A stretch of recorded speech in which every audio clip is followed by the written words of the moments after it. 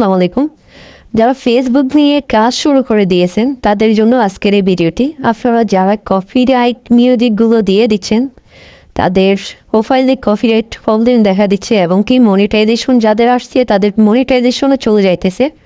আজকের এই ভিডিওটি তাদের জন্য। আপনারা সবসময় খেয়াল করবেন ক্রিয়েটর স্টুডিও দিয়ে আপনারা ফেসবুকে ভিডিও আপলোড করার চেষ্টা করবেন, কারণ ক্রিয়েটর স্টুডিওতে আসলে আপনারা চেক করতে পারবেন আপনার ভিডিওটি কপিরাইট আছে কিনা এবং কি আপনার ভিডিওতে কোন মিউজিকগুলো ব্যবহার করলে কোনো প্রকার কপিরাইট আসবে না ওইগুলো দেখতে পারবেন। কারণ ফেসবুকে এখন নতুন আপডেটে আপনাদেরকে যেসব মিউজিক ব্যবহার করলে কপিরাইট আসবে না ওইগুলো দিয়ে দিচ্ছে।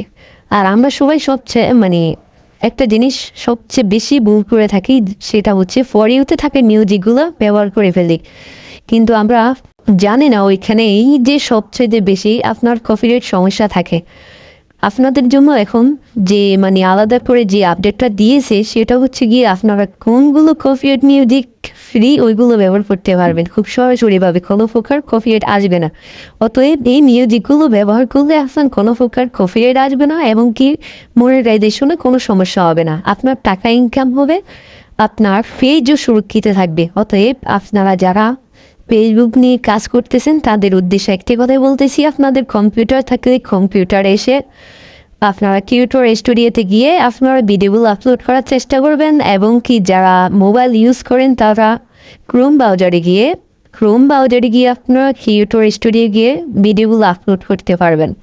এবং কি যারা কোনো ভয়েস দিয়ে ভিডিও করেন তাদের উদ্দেশ্যে একটাই কথা বলবো, আপনারা কোনো প্রকার ব্যাকগ্রাউন্ড মিউজিক ব্যবহার করবেন না।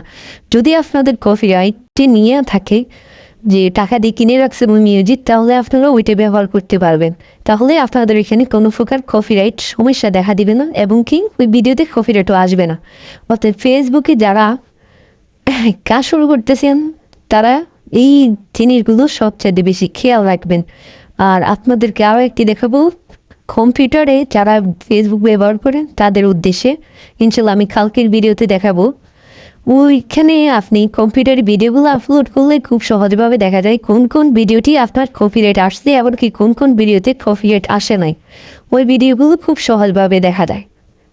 ধন্যবাদ সবাইকে। এরকম টিউটোরিয়াল ভিডিও আরও দেখতে চাইলে আপনারা সবাই আমার পেজটি ফলো দিয়ে আমাদের পাশেই থাকুন।